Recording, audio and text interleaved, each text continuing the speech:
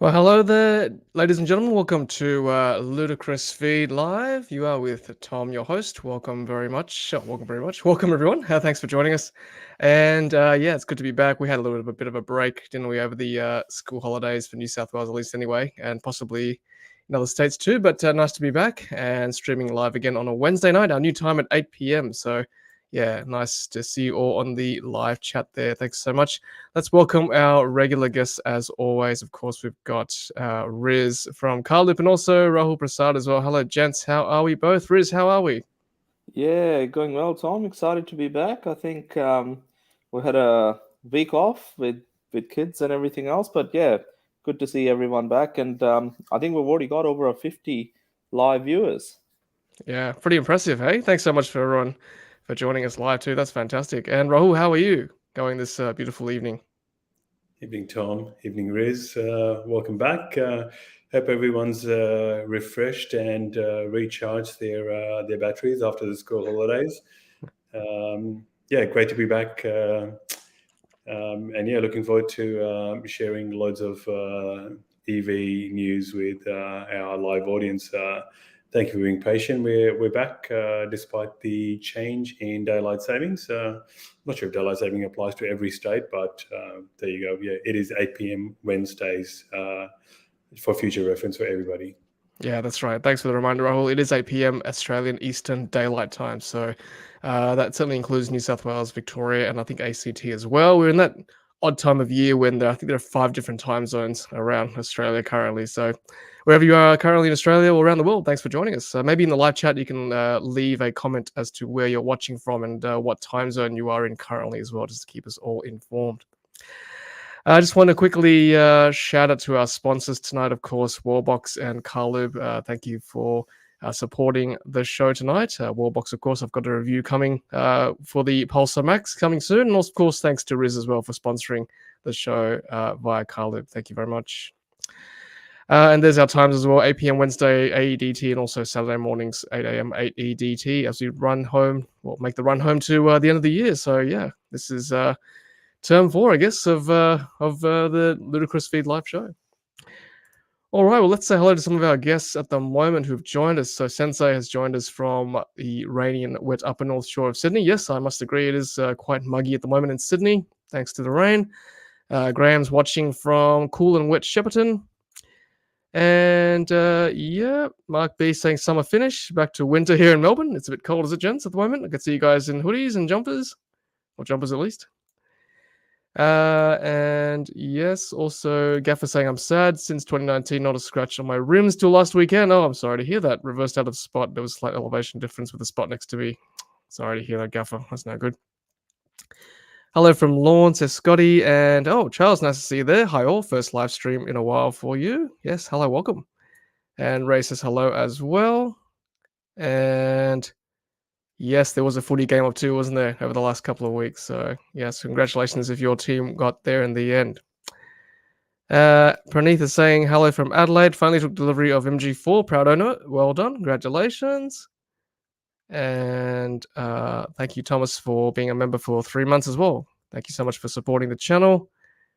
Oh, yes, Charles reminds me that, yes, the Tesla Supercharger voting page is on. We're going to try to coordinate some sort of voting system, I think. So I'll try to get to that later on. Thanks, Charles, for the reminder. Yeah. All right. So Oscream is saying hello from Canberra. And yes, had a good break. Thank you, Sate. Good time with the kids on holidays. Thank you very much. And Justin saying it's 7 p.m. in Brisbane at the moment. Cool. All right. Oh, Paul's here as well. Who here has hired a Tesla? Just finished my 3rd hire in Brisbane. Congratulations. That's great. Charles is saying 8 p.m. in Tasmania. Cool. Another state in daylight time. And Kangaroo Island is 7:30 at the moment as well. So cool. Thanks, everyone. All right. And oh, Jason's saying hiring a car to do a road trip San Francisco to LA in January. Fantastic. Let us know how you go with that. Awesome. And Tassie Thalasign is on. Hello there. Hope you had a good holiday. It was great to see you at the Melbourne EV show. Yes, thank you so much for doing the Kona commentary for us. That was a really good walkthrough. So thank you, Tassie. That's great. All right, cool. All right. let's kick off with our first story for tonight. Let's put this one on. So this is some more numbers from the latest VFAX figures. Riz, Model Y again outselling all passenger cars for September. Yeah, it's third month of the quarter, and Tesla's done it again. This time with Model Y getting over 3,000 sales, and outsold the RAV4, Mazda CX-5, a lot of the traditional SUVs that you sort of see on the sales charts month after month. Only two other vehicles did better than that, and that was the traditional Ford Ranger and Toyota Hilux Utes. Clearly there's big demand for those things. So that's been all right. And looking at the rest of the sort of sales, quite interesting to note that Model 3 is still selling relatively well in terms of these sales are more deliveries, even though FCAR calls them sales. So, over 1,300 people got their vehicles delivered for the Tesla Model 3, and then BYD Atto 3, 702 sales. MG4, second month, more than doubled what they delivered in August, 645 sales. And will be interesting to see if this momentum sort of lasts, or whether it's just trying to fulfill those early orders that MG is. We did hear a couple of months ago when MG launched the MG4 that they were aiming to get 1,000 to 2,000 vehicles a month into the country by the end of the year. So it will all just depend on the demand, whether there are that many people that are going to buy them. Great car, first affordable under 40,000 electric vehicle, although most variants are above that, but entry level anyway. Great car. And then the rest of the pack was okay. Kia e-Niro did all right, and Polestar 2 finishes up the top 10. Yeah, good to see Tesla and BYD still taking out the lion's share of the sales at the moment, particularly with Tesla. Model Y outselling all passenger vehicles at the moment is just no mean feat. It's really quite incredible. People are starting to see the light with regards to automated leasing and certainly cheaper maintenance and running costs as well. And of course, the EV rebates are running out in New South Wales too, which is I think the biggest market currently in Australia. Mm-hmm. And also good to see more cars just sold in general, right, Riz, in Australia last month. Yeah, they got up to 110,000, which is once again a big month. Like August was a big month as well. Usually they hover between 90 and 100,000 cars. So it goes to show the supply chains are improving, but at the same time, what are people actually buying? So a lot of focus on the youths, which is fair enough, but then the rest of the market as well.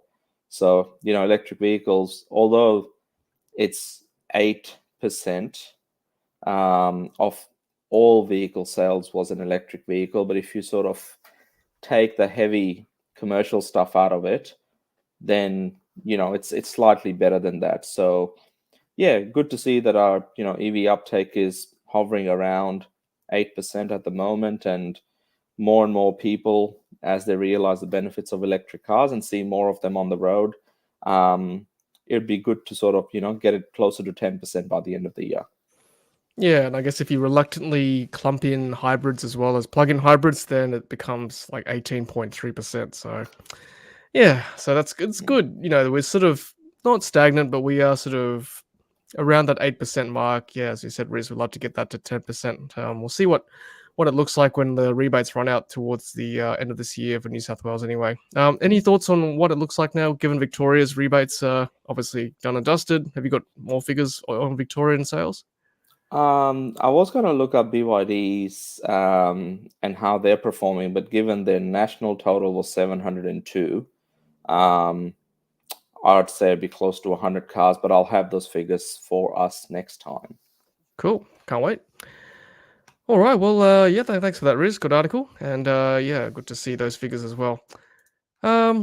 Anything else we want to chat about, gents? Just, I guess there's a lot has happened in the last 2 weeks. What else can we chat about that sort of sticks out in people's minds at the moment? Also, in the audience, if you're watching, any sort of news pieces that you want to discuss tonight as we run through these?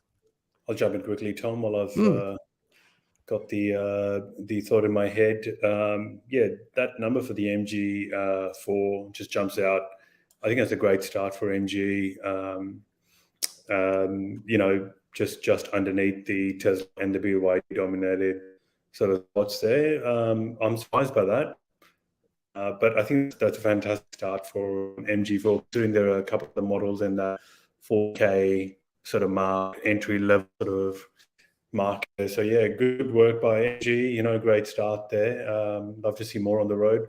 The one thing that I've sort of heard over the last few weeks is some more on the Victorian road tax, where I think it's gone to the Ombudsman, and the Ombudsman recommendation is that this is not necessarily a legal charge, and that road user tax should be refunded back to people who've already paid that charge.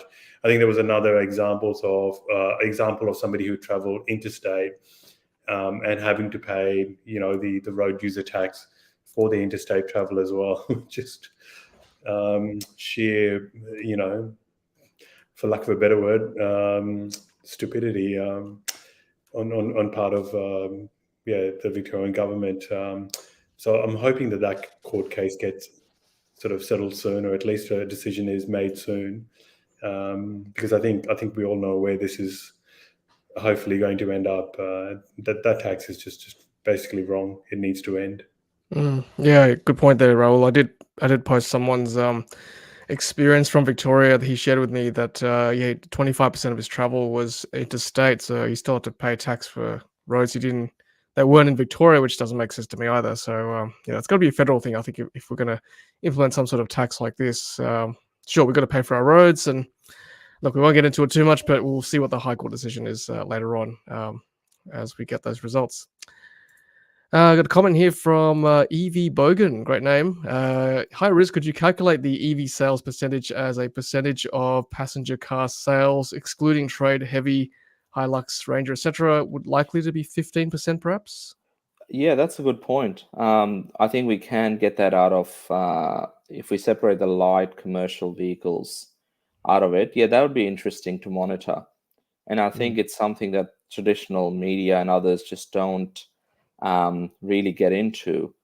I've heard the story today that one of the publications tried to play down Model Y's sales in September 2023 because they tried to compare them to September 2022. And September 2022 was the first big month of Model Y deliveries where there were plenty of ships, plenty of cars, and Model 3 was quite, the number of Model 3s that were coming into the country was quite good as well. So they didn't have this transition with the new Highland model. So, but yeah, I think it's worth doing. So I'll make a note of that and have something for us next time. Cool, can't wait. Let's put on this story now. This is about the decision to allow wider truck bodies, paving the way for electrification of big rigs in Australia, which I was quite heartened to read this week. Because there was an issue with regarding to bringing the Tesla Semi over to Australia because of the fact that our ADRs don't quite match the size of this truck. But I think there might be possibly, yes, so they are going to allow. So a new rule has been announced by the federal government allowing wider trucks on Australian roads, which will possibly remove one of the barriers to allowing uptake of heavy-duty electric trucks, i.e. the Tesla Semi. Good news, gents. Yeah, we can finally get the F-150 Lightning here and the Cybertruck. So this paves the way for all of those amazing vehicles, as well as obviously the big rigs. Quite exciting to see that happening, given in the US, Tesla Semi has been in that challenge at the moment. And on one day, it did over 1,700 kilometers just with 3 charging stops. So yeah, if that's sort of the efficiency and how far electric trucks can go today, the future looks bright, and we just need policies that allow for them to be on the road rather than the current pollution caused by trucks, including noise. That's right. So Tesla is showing that heavy-duty transport doesn't necessarily have to be hydrogen. Electrification does work as well. So Great to see. Hopefully, we'll see some of those bigger, big transport trucks over in Australia too because of this rule change. Comment here from Frank. Yes, Model Y just got a slight upgrade in China on 1st of October for immediate production. Just placed an order last week in Sydney. Will I get the new upgraded Model Y? Interesting. I think there's a few changes, right? For example, I think lighting on the inside. Anything sort of else we should talk about there? Let's see. Ambient lighting. I think the Mhm. big one under the skin is the rear-wheel drive Model Y now is a second quicker. Mm. So it's 5.9 seconds. It's quicker than a Model 3 rear-wheel drive at the moment, which is 6.1 seconds. So, for those looking at something a little bit quicker and are happy with the rear-wheel drive option, then it's starting to happen. So there we go. So inside EVs, Tesla surprisingly launches updated Model Y in China quietly. Yeah, you're right, Riz. So slight increase of range too, isn't it? Yeah, long range, but that's CLTC. That's a bit overestimated, of course, and a bit faster as well. And what else? Yep, so quicker as well. Yep. The black hubcaps. Black hubcaps, yes, of course, yes. Aero caps, or sorry, Gemini caps are now black. Yeah, that's a big improvement, right? 5.9 from 6.9. That's a whole second faster. That's absolutely incredible. Yeah, it'd be interesting to see if this is a limited run or if that's what they want to do moving forward. Because if they do, then clearly there's some sort of a new motor under in the Model Y, because they haven't spoken about a different battery pack, so you've got more range. They haven't spoken about, well, we can't see any visual differences at the front anyway, unless those new Gemini caps have got some real advanced aerodynamics that nobody saw previously. Because there are no other changes that we can physically see. So unless it's the way the motors consume the energy being delivered by the battery and the way they put it onto the road, it's hard to see where the efficiency gains have been if there is an increase in range. Yeah, and on the interior side of things, the door card looks the same. Yeah, those sort of new Roadster-like looking Model 3 changes have not been moved across to the Model Y just yet, so just sort of small incremental changes for now. Stalks Hardware are still 4. there. Stalks are still there, correct? Yep. Yeah. So old steering wheel. Hardware 4 for Model Y. So yeah, I guess the question is, will we get this in Australia? I mean, you would think so eventually, right? Whether we get it on the first run, I don't know. It just makes sense if we're getting cars from Shanghai, that we get the same as the Chinese domestic market too. So we shall see. Cool. All right. Comment here from Charles. Tech AU posted an article this year where he submitted a FOI for details about the that's Freedom of Information details about the EV tax collection and what it was spent on. As we can guess, the government couldn't provide anything useful. And if you read that article, Jason was actually quite patient. He actually gave him 3 months, I think it was, to get that information, but they couldn't get back to him with anything sort of meaningful. So it's not really unexpected, gents, is it? From this tax that they're collecting. Well, Jason only spent a couple of months on it. I've been waiting for 2 years for some of my data, and the last thing I got was a $60,000 potential cost to get data out of an external contractor. It's your data, Victoria, Vic Roads. Why do you need an external contractor to extract your own data? Anyway, but yeah, that's Jason did very well in trying to be patient with them, but yeah, we wouldn't expect anything more. We deal with them all the time, and yeah, it's a slow process, and there's sometimes, or most of the time, there's no light at the end of the tunnel. Yeah, disappointing. Here's a question from Marty. Do you guys think the Queensland $6,000 rebate will hang around for a while? I don't know. Signs don't look good, do they? I mean, gents, Victoria's gone. New South Wales is going in 1st of Jan. Queensland you would think would be next, right? Mid-year next year. Who knows? Yeah. I wonder why so many people are moving to Queensland from Melbourne and Sydney. Does that 6K rebate have something to do with it? You know what? Put it this way. The people in Queensland, they do things differently. Who knows? They might continue to keep this going. And, great. great work by the government there to keep that 6K rebate going. What an enticing carrot to dangle in front of people. If your car's 40K entry level, to have that rebate sitting there for 6K, double, if not, twice as much as what the other states are offering. Incredible. Just absolutely incredible. Love it.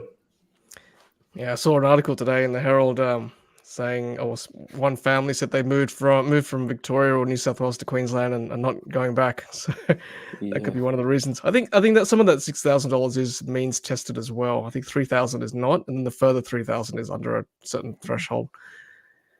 Paula Party comment: wider trucks but not heavier axles. Yep, good question. And Oscar says New South Wales and South Australia are increasing weight limit as well. Thank you. Cool.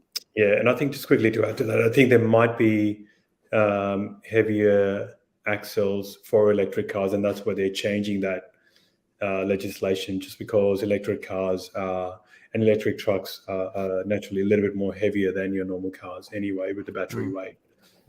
So that's why, Yeah, Charles is saying it's nothing to do with the F-150 Cybertruck. I think it's just for the semi. Thank you, Charles, for that clarification. That was just a joke, by the way, on the F-150. But yeah, no, I agree. I think for heavier vehicles, we definitely need to get some design rules as well as, road rules changed, just to make sure we can get to more electric trucks on the road. Yeah, good point here from Sensei here. I did also post someone's experience of a bit of chaos at Coffs Harbour, New South Wales over the October long weekend. People just arguing at the Tesla Supercharger over there. Yeah, I mean, you would think. I mean, I know this doesn't happen too often. It's only during like public holidays, for example. But there's got to be some sort of fair queuing system, right? Because I admit it is chaotic when people are waiting at a supercharger station. Who's first? Who's second? Like, you don't know, right? And you don't know who, if you came like 6th or 7th, who's next.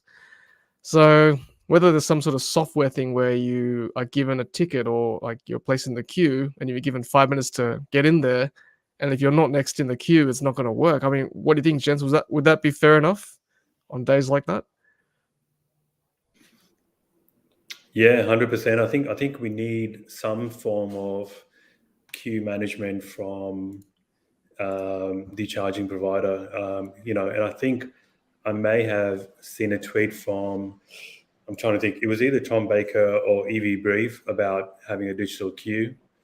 So yeah, I think especially during the long sort of weekends, holiday period, Christmas, New Year period, we definitely need a digital queue of some sort to try and circumvent some of these issues. I think it was another instance where somebody parked across 2 Tesla chargers in a non-Tesla EV because they couldn't access it otherwise, and obviously blocking off the other charger as well, which meant the other cars couldn't charge there as well. And then if you have one stall or one bay offline, like you had at Coffs Harbour, that's going to, exponentially exacerbate the queue as well, unfortunately. Well, we know that there is one company that is pretty much are experts at queue management because they wouldn't put pricing on their charges, which is NRMA. So we should ask them, what have they learned by having these people queue for multiple hours to get a free charge, and maybe tell us Tesla owners and others how to better manage that. Yeah, nice segue there, Riz. I can't remember whether we discussed this on our last live stream. I don't think so, but yes, NRMA has finally begun billing for EV fast chargers this week, referring to last week, and then the entire network by the end of this month, which is October 2023. So finally, hallelujah, thank you, NRMA. We finally got some sort of billing going on. Yeah, it'd be great actually to get someone from NRMA on the stream and ask them like what kind of data have they got. Surely there's some scenes of chaos around school holidays and things when there's like 1 or 2 chargers at a location, as opposed to Tesla, we've got 6 at least usually. Yeah. Well, Tom, I think they've been listening to us because on the Tesla Motor Club forum, a few chaps there have been asking NRMA with this great payment app they've got at the moment. And some of the functionality that it does or doesn't have. as to why wouldn't you just integrate it with ChargeFox? And that's what we said when this first popped up, when they announced that they will be having their own app or whatever. And someone from NRMA has replied and said they are looking at that integration. Good. Now, I would think that's what is going to happen, because it would be silly for us to have multiple apps. But I guess until that happens, it's a good first step for them to start to charge people to use chargers. It's actually very confusing at the moment, because when you open up the ChargeFox app in New South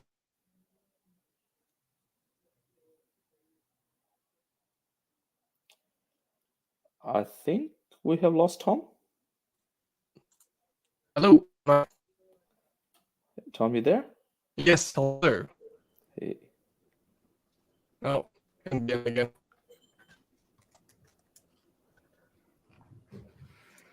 Hello. Hello. Hey, Tom. Hey. Yeah, we can hear you now, Tom. Okay, good. Am I back? Hello, can you see me?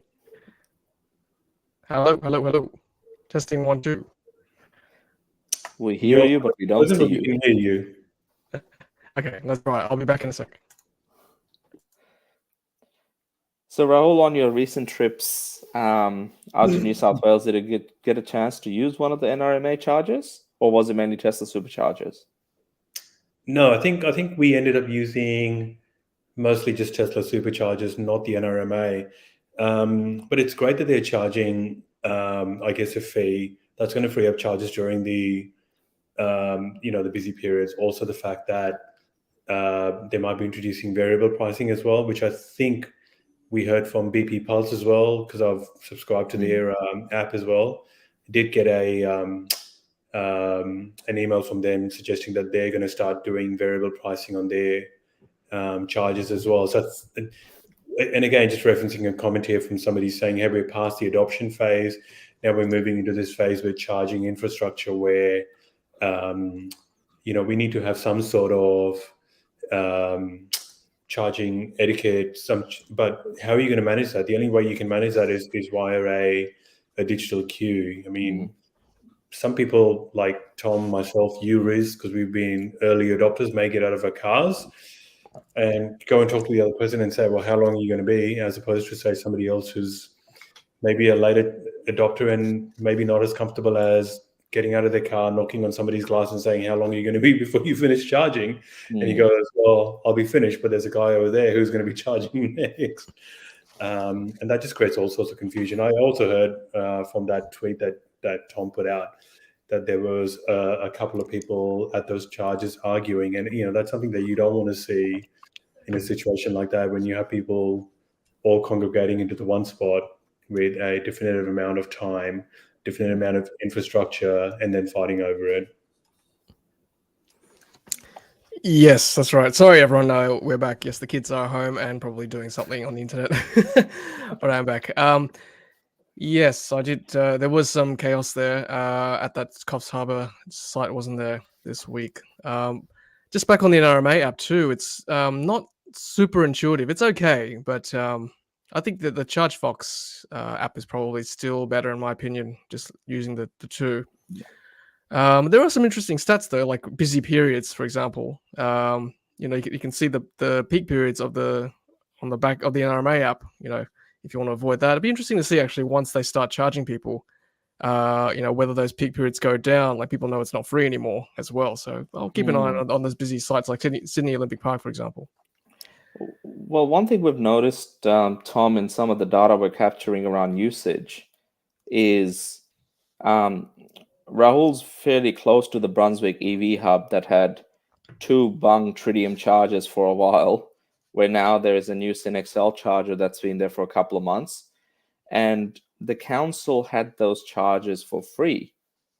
2 40 kilowatts or a single car 80 kilowatts. They had them for free.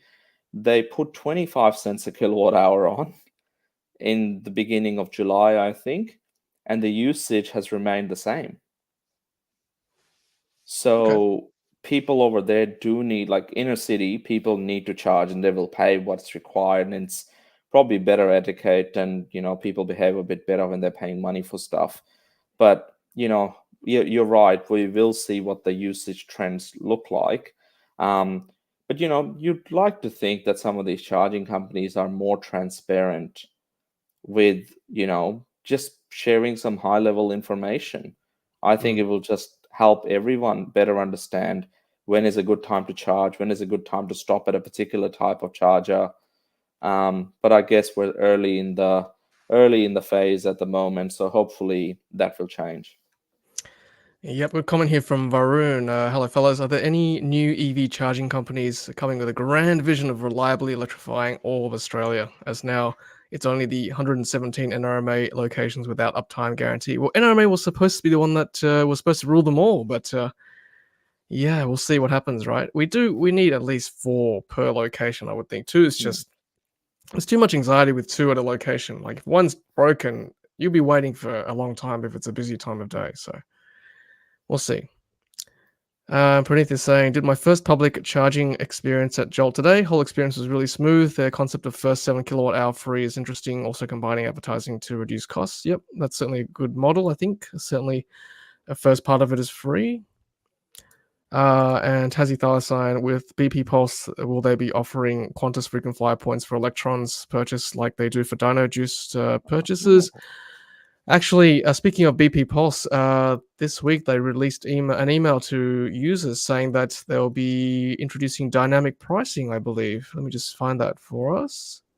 Correct. I did receive that email as well. And again, which is great news. I mean, if you have the opportunity or the ability to charge off peak, you get charged a cheaper rate.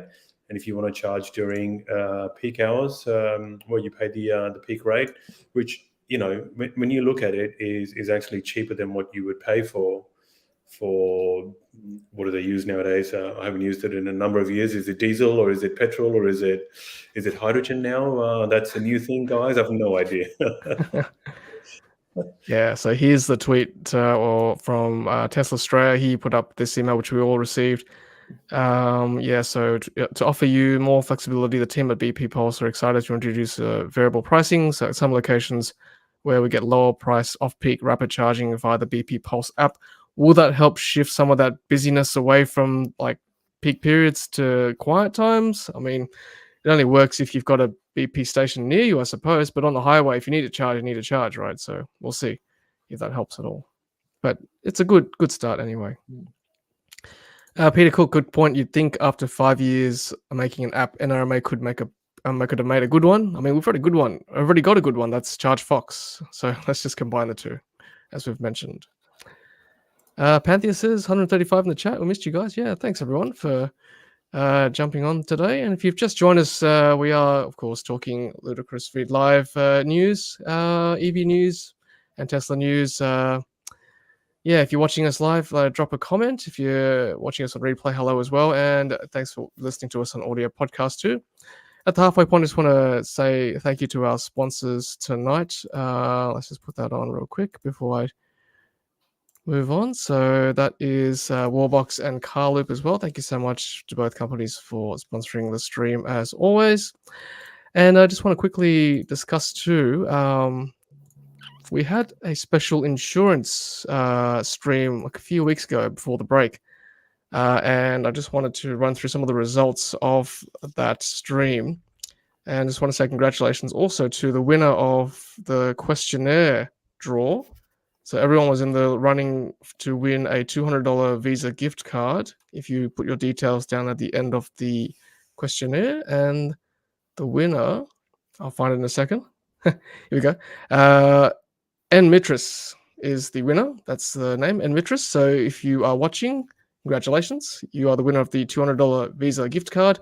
It'll be sent out to you later this week. And thanks to everyone for completing those surveys as well. But I also want to put up some of the answers to that questionnaire real quick. Here we go. So which apps do you use the most? PlugShare, number 1. Current insurer is NRMA. That's the most commonly insured, most common insurer for EV owners currently. The area the insurer could improve most on is a price that takes into the account my driving behavior. What do you find most challenging as an EV owner? Finding insurance that suits my needs. And what information is most difficult to understand when you are looking for an EV? Understanding what insurance to buy. The average respondent was between 36 and 45, and most people lived in New South Wales.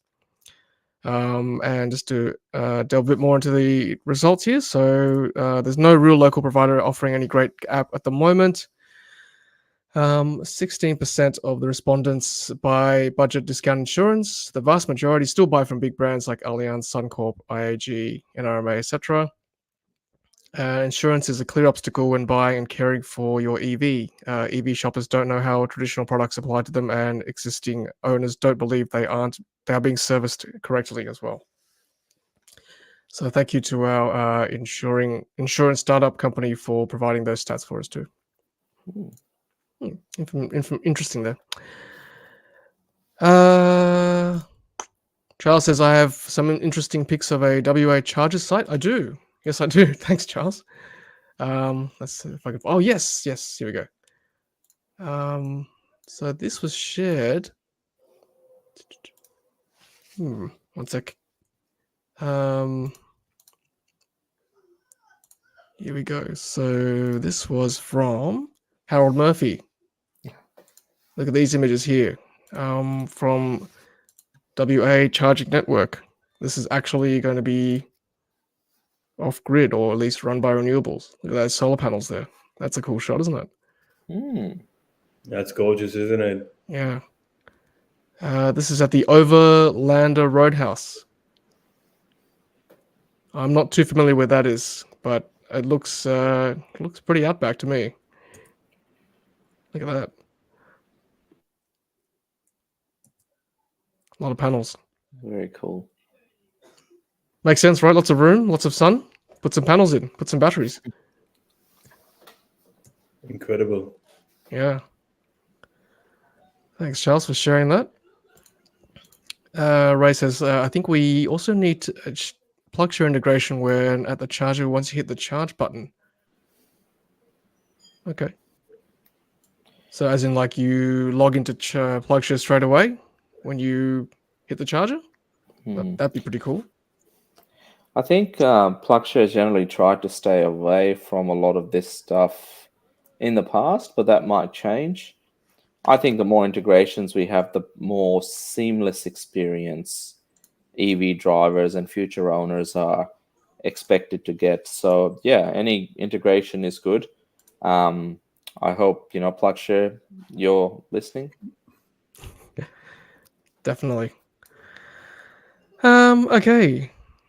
Yes, here you go, Nick. Congratulations. There you go. You were the winner of the $200 gift card from that insurance stream we did. Congratulations. Congrats, Nick Mitris. Well done. Yeah. So Ray is saying that's an Exmouth in WA. Thank you, Ray, of those chargers. And yes, they are fully off-grid. That's very cool. Okay, so let's show this one now. So this is a pic of this is a pic of the Cybertruck UI, showing some topography there, or topology. Very cool. That's pretty cool, right?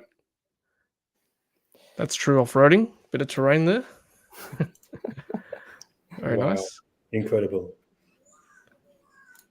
Yep. And some more Tesla news. Let's keep going with this. So Model Y is now New Zealand's best selling car. Full stop. And this was great because I think Elon also saw this and retweeted this tweet as well. So, obviously when you've got the founder, CEO of your company tweeting that as well, obviously that's going to get a lot of airtime as well. So yeah, congrats to New Zealand with those figures there. Yeah. It's back on PlugShare here. Johan saying PlugShare now shows a grey marker when in use. I noticed that too, actually. The other day I was researching, so good point. Yeah, can't give this away just yet, Brenton. They're going to reveal themselves pretty soon, so stay tuned. It's a new company. All Well, let's move on to this story now. So, Crypto Shazzy just saw the Mustang Mach-E at Chermside in Brisbane. Pricing looks to be about 10% higher than a Model Y for the equivalent spec. Rear storage and front look both to be smaller than Model Y. What do you guys think of the Ford Mustang Mach-E? Looks cool. I agree. I would say like almost minimalistic as well on the inside, right? We've got the center screen, got the binnacle screen, not too many buttons to push and shove, a lot of space in the middle there, a lot of storage. Pretty good outfit, really. Yeah, I'm just not sure about how many units they'll get in Australia, Riz and Tom, and you got to go to a dealer.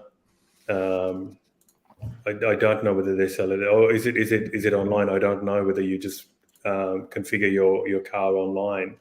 But I also believe that it's more expensive than the Model Y as well. Obviously, you're gonna get fans. It's a fantastic looking car. Don't get me wrong. But yeah, they'd have to be really competitive with their pricing. And I guess with the UAW strike in the US with the Ford, GM and Stellantis workers still going on, how that impacts production going forward. But for the moment, I think this could be an absolute contender for rivaling Tesla Model Y. What do you gents think? I think there's going to be a certain type of buyer. Those Ford owners, if we can get a couple of the Ranger owners that don't really need the tray and everything to move into one of these, I think that's going to be helpful. They have no issue spending 80-90 grand on souped up trucks, so maybe there is some that want both a Mustang Mach-E and one of their Rangers. But also at the same time, I think Ford doesn't sell too many of them in the US, and even in the UK, the sales haven't been great. So when the CEO comes out and openly says that this is sort of their first generation product and our next one's going to be better, then it sort of puts people, makes them think twice. So, maybe they'll look at that, they'll look at the price tag and look at other products, but there aren't too many, let's say, ground up quality SUVs apart from the Model Y, and BYD Atto 3 plays in a different, more affordable end of the market as well. So with the lack of options, maybe they will sell well. Yeah, my understanding is that they will be sold via dealers as well, not direct to consumer as well. So as you said, Rahul, it's going to be another potential barrier for people getting into one. But as you said, Riz too, yeah, a lot of Ford fans want to get into one of these. They're certainly an impressive looking car. Looking forward to test driving this too eventually. Oscar Grimace says made in Mexico, so strike won't affect it too much. Question for us as a collective, looking at buying our first EV, thinking of the new Model 3 rear-wheel drive. Any advice or guide is appreciated. Wow. I mean, how long is a piece of string? Like, there's lots of. We could probably spend a whole hour on this. Yeah, I mean, there's certainly, just from my point of view, have a look at some of my videos. It's not quite the new Highland, but some of the principles do apply as well, just in terms of owning an EV. Yeah, I mean, fire away. Maybe some of us in the chat can answer your questions too. But yeah, good topic there, Jason. Thank you. Let's have a look at this story here. So this is Tesla delivering 435,000 vehicles in Q3. Wall Street was expecting 455,000, so pretty close. Earnings will be released on October 18, 2023. So pretty impressive numbers there. Yeah, we've got to tell those people on Wall Street, Tom, they're dreaming, because Elon said in the last earnings call, I don't know what these people do when do they even pay any attention to what the CEO and founder of the company is talking about? Like, he openly said, we're going to have factory shutdowns. And, there's thousands of cars particularly out of Shanghai, there's thousands of cars being exported. As we speak, there's a production number, that there's deliveries always lag a bit behind. But yeah, Texas has also been shut. They're doing some sort of line upgrades, and I don't think it's the Cybertruck. It would be the Model Y line there. So I think Tesla will come back this quarter now that a lot of the upgrades are done, and we'll have probably the best quarter of production and deliveries. So should be good. Should be good indeed. Yes, can't wait for that one. Question here from Sensei. Thoughts on the BYD Seal releasing 3 variants late October: dynamic, premium, and performance.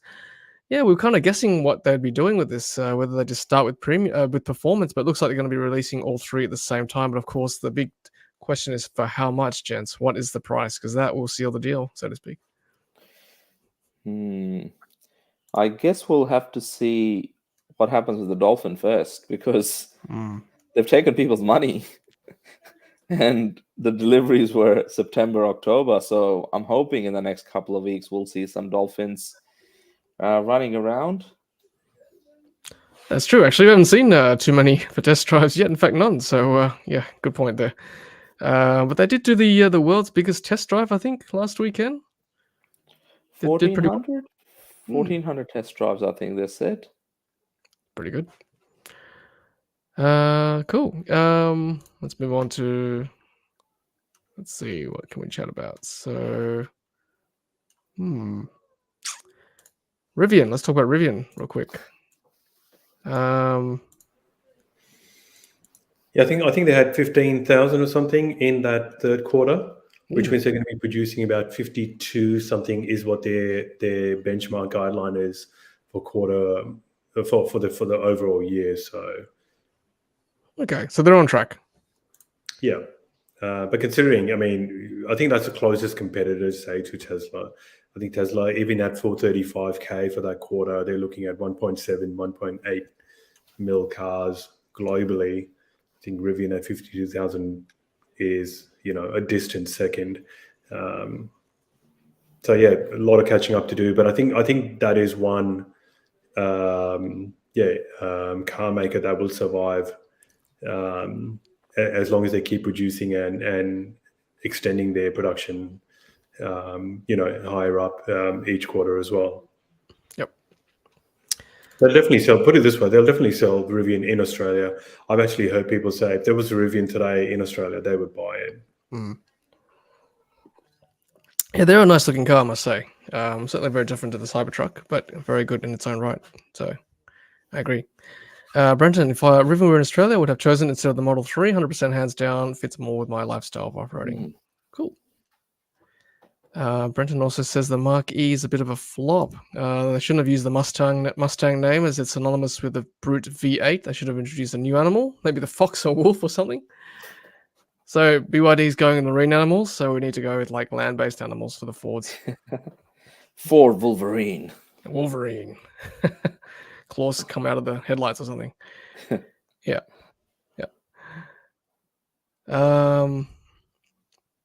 And EV Bogan, Riz, how did the Mercedes drive last week go? Interested in any efficiency stats versus Model Y, Model 3? Good question. Efficiency, I think Mercedes hasn't heard of what that is. Because this thing was nearly 2.5 ton, and it was getting close to most drives around 19, 20 kilowatt hours per 100 kilometers. Very heavy car, big battery. The AC onboard charger was a bit slow for the size of the battery. Surprisingly, the BMW iX1 I drove a couple of weeks ago, that has a 22 kilowatt AC charger on board, which is not even offered in Europe unless they option it up, but here it comes as standard. So yeah, the Mercedes needed that with the larger battery pack. It is very comfortable. So, I guess if you're doing limo trips in it and you've got, very high net worth clients, like CEOs and others, then yeah, probably a good car. They would prefer it. In the back, it was very comfortable.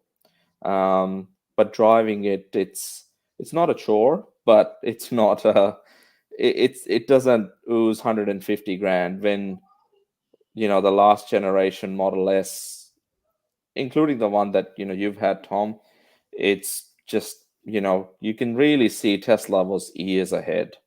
And even now, your 2015 Model S, in my opinion, is a much better car than this EQE.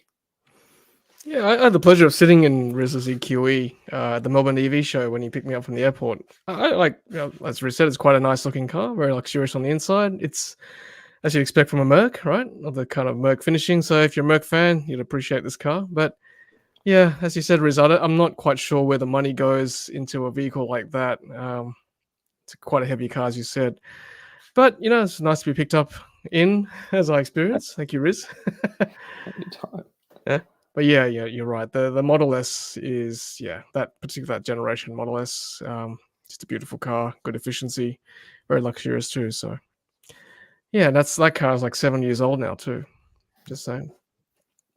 Got a prediction here from Brenton. Seal prediction, dynamic $57,000. Wow. So that'll place it under the Model 3 price tag, which is what we want. I think it's that's very close to what they've sort of announced it in either Thailand or Hong Kong. So yeah, if it comes in around about that, it could sell. But given what BYD or EV Direct has said in the last couple of months, they are not comparing it to the Model 3. They think it's a more premium car. So it would be interesting to see what the final price turns into. I mean, they've got to tell us soon, because they did announce, I think, that they were going to have the first deliveries on this side of Christmas. I have to, right? It's getting there. It's already October. Sydney EV says Fisker has once again said the Ocean SUV will come to Australia in the future. That's great. Excellent. Question for us. Do you think the EV car makers will make use of the inbuilt cameras to become a dash cam? Or like Tesla, I guess. Tesla's already doing it. You'd think so, right? BYD, I think, is doing that already. Their dash cam can be recorded. So, yeah, it's only a matter of time, surely. Like the Polestar 3, I was at the opening the other day. It's got I think 20 odd cameras or something that sit around the car, something like that. So surely you can use some of them for some sort of CCTV recording for safety, I would think. Yeah, Tom's smiling because you were his Uber in Melbourne. 5 stars, Riz. Yes. Elliot has done another piece on the BYD Seagull. I saw that too. We would love to see that here. Cute little thing. Did I tip Riz? Oh, all the time, Scotty. All the time. It's a smile. That's what we need. You know what I'm saying? Smile and a kind word goes a long way. That's it. Yeah, I think just quietly, I think Riz has got a very good deal with Ludicrous Feed. I mean, I need to discuss the terms of my engagement on the show. I want to go one up on Riz, and Tom and I will be discussing after the live stream. I need a better internet deal. So just saying, anyone out there? Yeah, I need a couple more coffees from you, Tom, is what I'm saying next time we go to Melbourne. Anytime. Very happy to oblige. Let's talk about Denmark. Tesla Model Y being the best-selling vehicle in 2023. Model Y has been Denmark's top-selling car for 7 out of the 9 months this year. That's absolutely incredible. Very good.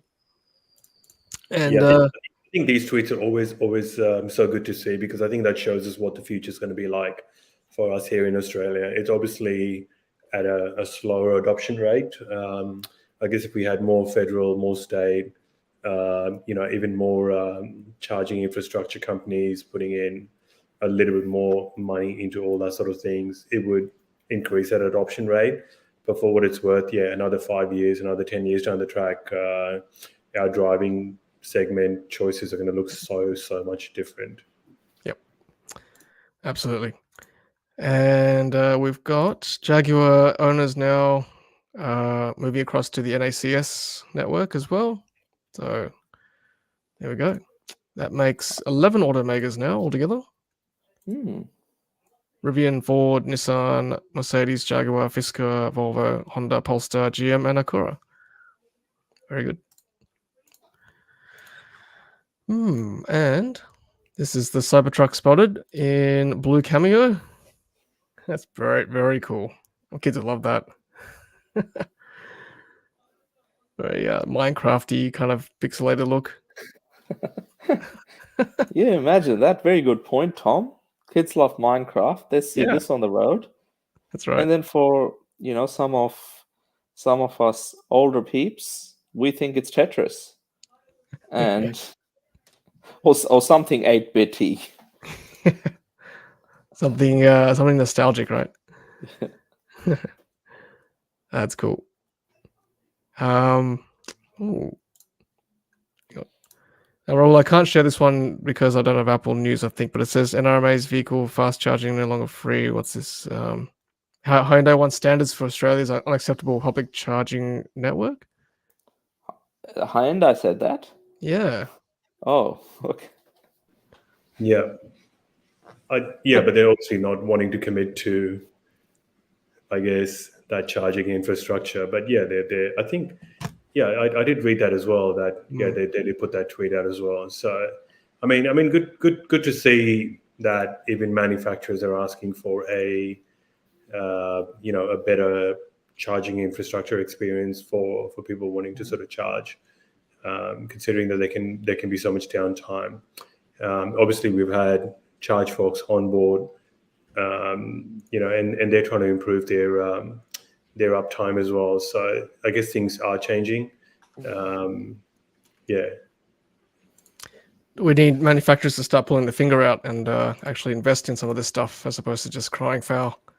Well, I think the first step is get the cars here. We need to see the new Kona Electric. We saw it at the Melbourne EV show, but we need the car here. They bring the ICE vehicles before they bring the EVs. Actually, this might be helpful to a fair few of our listeners and audience who have asked about the Kona Electric. I did ask the people at the stand at Melbourne EV show around an estimated price, and they said between $55,000 and $60,000, which is sort of in line with the last one, but there's a bit more competition now with the BYD Atto 3 and, I guess MGZS as well, but I think BYD Atto 3 is sort of the real competition when it comes to on that $50,000 vehicle. So it'd be really good to see if Hyundai does get those cars, and hopefully they got the memo from Tesla that half the sites are now open to non-Teslas as well. That's right. Shalindra's saying EV9 retailing at $54,900 US plus destination fee. So chances of us getting it below 100K, yeah, pretty good actually. If you convert it directly, it is definitely under 100K. So we shall see. I want to thank Jezza as well for a pledge. Thank you very much, Jezza. More to my garage. Do the Model 3 and Y have temperature-controlled cup holders? Wow. When is the next Riz and Tom road trip adventure? Got Batman and Robin vibes in the last one. Oh, jeez. Nice. Yeah, temperature control. I'm sure you can buy a third-party accessory for that, couldn't you, gents? Keep your drinks cool or warm. Yeah. Or if you see a Bentley anywhere in your neighborhood, you might have to pay them a visit at night, and you can steal their cup holder system because they have chilled, heated, you name it. They've even got like a wine bar and a fridge in the back. Imagine all of those accessories in a Model 3 or Model Y. That's right. What's it? No, or a Rolls maybe, a Spectre. Yeah. A Spectre. Yeah, Spectre. Then we can all three of us can be driven in one rather than us driving it. That's all we want. Is there a Tesla Owners Club in Sydney? Well, there's a Tesla Owners Club of Australia, which has branches around the country for each state. So, New South Wales. Yeah, New South Wales certainly is one of the branches you can join. Okay, let's quickly show this one. So this is a Chinese startup small sports car unveiling the SC01. 429 brake horsepower, electrified coupe with 310 miles of range, which the firm will become the national sports car. Nice. And it's in red too. That's like a cross between so many different cars, like the Toyota MR2 from the back. It's got the Corvette vibes. Some angles, it's a Lamborghini. Very cool. I saw an MR2 today, actually, on the road. Not in great shape. Just reminded me. But you're right. It does look like an MR2. Almost like Ferrari-like in the back too, as well. Yeah, very much so. Yeah. And considering it's electric, love the sharp angles to it. Yeah, sure it's getting its a lot of its information from some of the other cars that have already been sort of made, but good on them for giving it a go. And that's what I love about the Chinese EV market. There's so many models out there that are competing out there for attention. Love to see that in Australia at some stage. Yeah, looks stunning. I love the red color too, by the way.